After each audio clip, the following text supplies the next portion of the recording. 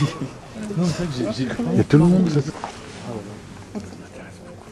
C'est terrible. Qu'on attend depuis très très très longtemps en fait. Alors d'abord moi je voudrais la dédier à Idriss, donc il y a un mois. Qui fait partie des créations de ce monsieur. Donc je vous présente du contemporain, alors poète au sens disciplinaire, au sens de l'écriture, mais voilà, en toute chose, en toute discipline, évidemment le cinéma, mais aussi la performance, la musique, l'écriture, voilà, c'est très typique de...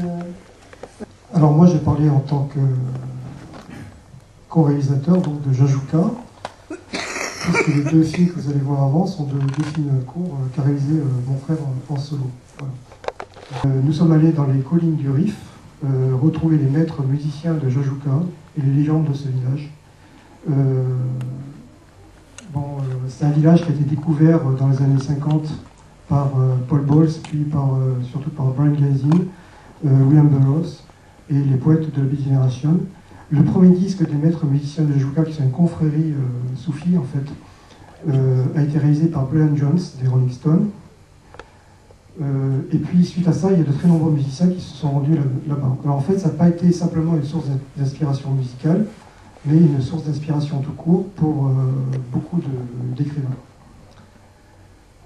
Alors, nous on a connu Gazin en 86, un petit peu avant son décès à Paris. Il nous a dit dépêchez-vous de faire ce film. Voilà. Car tout ça, ça va bientôt disparaître, et effectivement, c'est ce qui est en train de se passer. Alors nous, on est allés, en toute humilité, on pourrait dire. On est allé d'abord faire une sorte d'enquête ethnographique pour voir, se renseigner vraiment de très près avec les habitants sur les traditions, les légendes du village. Et donc un scénario a été écrit suite à ça, mais qui se sert d'éléments réels. Ces éléments réels sont des éléments légendaires. Voilà. Donc il y a déjà ce rapport, cette adéquation entre la fiction et le réel. Voilà. Quel est le domaine du réel, quel est le domaine de la fiction, quand dans ces sociétés, en fait, le réel devient une fiction.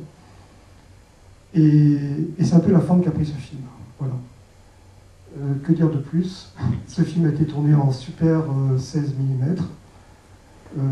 La copie que vous allez voir ce soir, malgré qu'elle soit assez bonne, n'est pas au meilleur de sa forme, on pourrait dire, puisque c'est du bêta-num. Et ça, c'est dû, puisque le laboratoire Éclair, que je remercie au passage, a écaré 3 bobines du film. Donc on a pu garder en fait le télécinéma d'origine qui a été fait pour faire des copies de montage pour pouvoir quand même montrer ce film. Et nous attendons donc la trouvaille de ces 3 bobines, qui sont là-bas mais on sait où, pour pouvoir refaire un télécinéma et montrer dans le film dans des conditions meilleures. Voilà. Bon, moi, j'ai pas grand-chose à rajouter, si ce n'est que tous les rites qu'on voit dans le film sont réels. C'est-à-dire qu'on n'a absolument rien inventé. On a respecté au mot près tout ce que nous avait raconté Bachir Attar, qui est le chef du maître musicien de Jajuka. Et actuellement, depuis quelques années, 4 ou 5 ans, la fête qu'on voit à la fin avec le Boudjeloud, et vous allez voir les villageois qui sont autour, une fête, n'est plus perpétrée parce que il y a des problèmes internes dans le village, parce qu'ils sont de moins en moins acceptés par les villageois, parce que ces rites sont considérés pour les villageois comme des rites sataniques, entre guillemets, et qui gênent de plus en plus, alors que ces rites existent depuis des milliers d'années dans le village, qui viennent apparemment donc des Grecs et des Lupercales qui étaient perpétrés dans les environs de Jajuka. Et ces rites paniques dérangent en fait de plus en plus le village, et les villageois sont totalement vivent en aparté maintenant du village, dans une maison. Les villageois vivent dans une maison avec des murs, un grillage, et ont vraiment des difficultés à pouvoir continuer à jouer, alors qu'ils sont acceptés dans le monde entier, qu'on peut voir comme des spectacles jusqu'à dans le monde entier. Dans leur propre village, ils sont de plus en plus rejetés. Et ce qui est un des facteurs de plus de la disparition de toute cette culture, de toute cette musique qui, apparemment, on a vraiment filmé les derniers soubresauts, puisque le plus jeune est musicien à 53 ans, et l'âge moyen du musicien est à peu près 70 ans, 75 ans. Donc, voilà. Et pour revenir sur les deux petits films qui passent juste avant ce long métrage, en fait, qui est un court long métrage, puisqu'il fait 1 heure.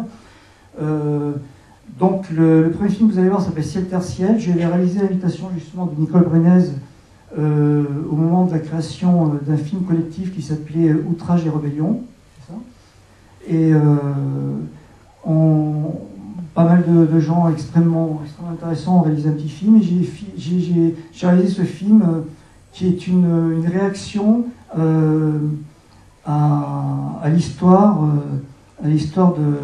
de l'homme qui avait perdu un œil en fait sous le flash d'un flashball, sous le jet d'un flashball. Et je suis parti bien sûr dans une métaphore très poétique, sans rester dans quelque chose de concret, mais l'image de l'aveuglement et du choc dans l'œil de ce qui pourrait se passer par l'intérieur m'intéressait. Et le deuxième petit film est juste on va appeler ça un clip que j'ai réalisé au moment où j'ai enregistré le disque à Alain Vega en 2010, qui s'appelait Sniper, et c'est une des chansons en fait de l'album où chante Alain Vega. C'est reconnaître les paroles, la voix d'Alain Vega et bon, c'est la musique. Voilà. Bon, ben, je vous souhaite à tous une très bonne projection.